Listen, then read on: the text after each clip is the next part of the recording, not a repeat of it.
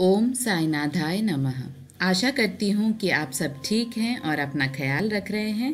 इस वीडियो में हम एक अलौकिक और अद्भुत कहानी के बारे में जानेंगे जो कई जिंदगियों को बदल डाला और कितने ही ऐसे लोग जो आत्मविश्वास की कमी के कारण अपना लक्ष्य पूर्ति नहीं कर पाते, उनके लिए प्रेरणा का स्रोत बन गया। हर व्यक्ति के जीवन में उतार चढ़ाव तो आता ही है, लेकिन कभी कभी हम अपने जीवन के परेशानियों के वजह से अपने आप पर से विश्वास खो देते हैं। वे परेशानियां मानसिक हो सकती हैं, शारीरिक हो सकती हैं। कभी कभी हमें भगवान से भी विश्वास कम होते हुए नजर आता है। इस वीडियो में हम एक ऐसे साईं भक्त के बारे में चर्चा करेंगे जो इन सारी परेशानियों को पीछे छोड़ सद्गति को प्राप्त कर पाए। यह वीडियो हमारे समाज में उन सारे लोगों को समर्पित है जो अपने आत्मविश्वास और जीवन में आए हर कठिनाइयों को अपनी निष्ठा और आत्मसम्मान से जीत पाते हैं और एक मिसाल कायम कर पाते हैं। हम इस वीडियो के माध्यम से जानेंगे एक ऐसे इंसान के बारे में जिसके पास सब कुछ था, धन दौलत, ऐशो आराम, बड़ी बड़ी डिग्रियां, ये सब होते हुए भी वे खुश नहीं थे। उनका धीरे धीरे आत्मसम्मान घटता जा रहा था, लेकिन उन्होंने अपने अंदर के संघर्ष को जीता, अपने आत्मविश्वास को जीता, अपने सद्गुरु हमारे साईं बाबा के आशीर्वाद से। इस वीडियो को अंत तक जरूर देखिए दोस्तों, क्योंकि यह वीडियो एक प्रेरणा का स्रोत बन जाएगा आपके जिंदगी में। अगर यह वीडियो आपको पसंद आता है तो लाइक, शेयर और सब्सक्राइब जरूर कीजिएगा और सब्सक्राइब बटन के पास में जो बेल बटन है उसे दबाना ना भूले, ताकि हमारे हर वीडियो की नोटिफिकेशन आप तक पहुंचते रहे। इस वीडियो में हम साईं बाबा के परम भक्त माने जाने वाले हरि सीताराम दीक्षित, जिन्हें और साईं भक्तों में उनका नाम बहुत ही श्रद्धा से लिया जाता है, उनके बारे में जानेंगे। काका साहब दीक्षित एक बहुत ही नामी खानदान में जन्म लिए थे और उन्होंने लॉ की पढ़ाई करने के बाद मुंबई में एक बहुत ही बड़े और प्रसिद्ध सॉलिसिटर यानी लॉयर बन गए। ये दौर काका साहब के लिए बहुत ही अच्छा दौर था। उनके पास हर तरह की दौलत, शोहरत और सोसाइटी में अच्छा नाम था। लेकिन कहते हैं कि भगवान की मर्जी के आगे किसी की जोर नहीं चलती। बात 1906 की है, जब काका साहब दीक्षित लंदन की यात्रा पर गए हुए थे। काका साहब एक ट्रेन को पकड़ने की जल्दी में अपने पैर पर गहरी चोट लगा बैठे और कई सर्जरीज और ऑपरेशंस के बावजूद उनका पैर ठीक नहीं हो पाया। इस चोट की वजह से काका साहब ठीक से चल नहीं पाते थे। इस शारीरिक विकलांगता की वजह से उनके आत्मविश्वास पर गहरी चोट आ गई। दिन ब दिन उनका आत्मसम्मान कम होता दिखाई देता। उन्हें धीरे धीरे अपने जीवन में सब कुछ खत्म होते हुए दिखा। लेकिन जहां खुशी किसी के घर ज्यादा दिन नहीं ठहरती, उसी तरह दुख भी मनुष्य के जीवन में ज्यादा देर नहीं ठहरता। बस हमें दुखों के सागर को धीरे धीरे पार करना होता है। साईं बाबा अपने भक्तों को एक चुंबक की तरह दुनिया के किसी भी कोने से शिरडी खींच लाते हैं। काका साहब दीक्षित जब भारत वापस आए और 1909 में अपने लोनावला के बंगले में कुछ दिन व्यतीत करने के उद्देश्य से गए हुए थे, उन्हें अपने स्कूल फ्रेंड नाना साहब चंदोरकर मिले, जिनसे काका साहब ने अपनी सारी परेशानियां बताई। नाना साहब एक साईं भक्त थे और उन्होंने काका साहब को शिरडी जाने को कहा और यह भी कहा कि साईं बाबा उनके सारे कष्ट दूर कर देंगे।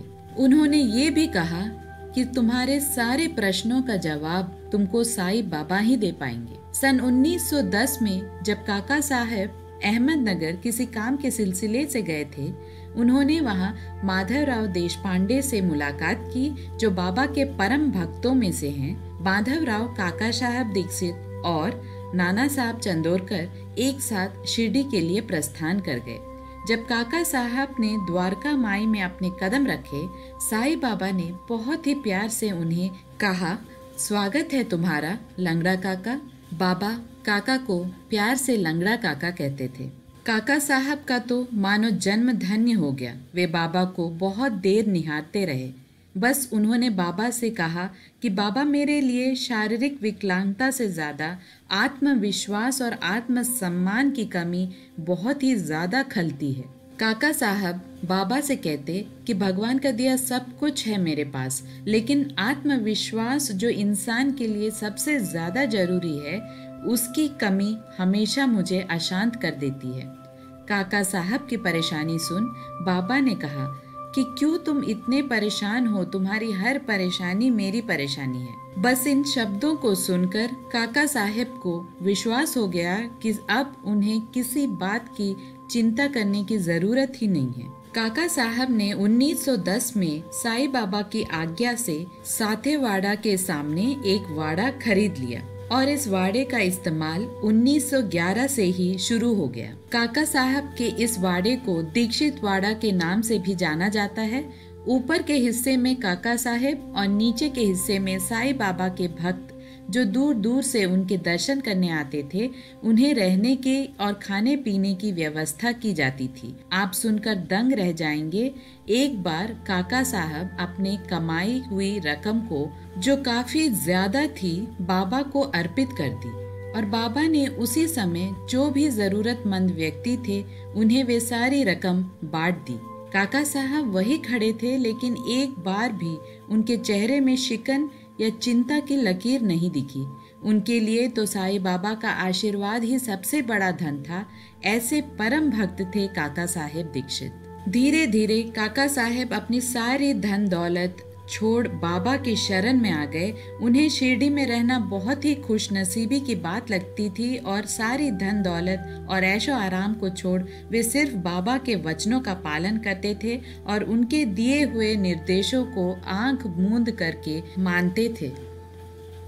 एक अजीब तरह का सुकून और शांति थी काका साहेब दीक्षित के मन में। उन्होंने अपना सारा जीवन बाबा के आशीर्वाद से खुशी खुशी बिताई और बाबा के समाधि लेने के पश्चात भी उन्होंने बाबा को सदैव अपना सद्गुरु मानते हुए अपना जीवन साई संस्थान और साई लीला मैगजीन में काम करते हुए व्यतीत कर दिया।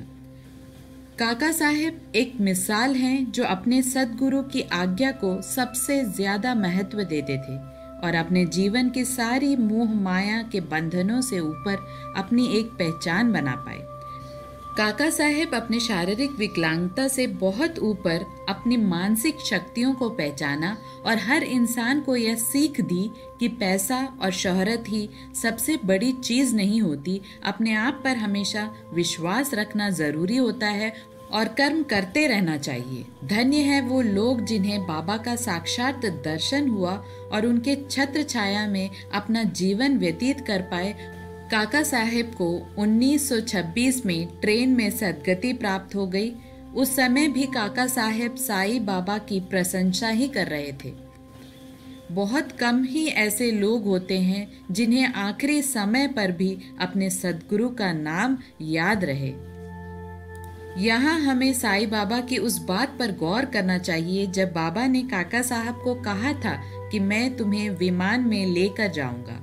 यहाँ बाबा ने अपने परम भक्त से यह वचन दिया था कि तुम्हें मैं सद्गति प्राप्त कराऊंगा। साईं बाबा अपने प्रिय भक्तों के लिए कुछ भी कर गुजर जाते थे और जब अपने प्रिय और परम भक्त की बात हो तो बाबा अपने वचनों से कभी नहीं मुंह मोड़ते। उन सारे परम साईं भक्तों को हमारा कोटि कोटि नमन। ऐसे ही हर साईं भक्त पर साईं बाबा की कृपा बरकरार रहे। ओम साईनाथाय नमः।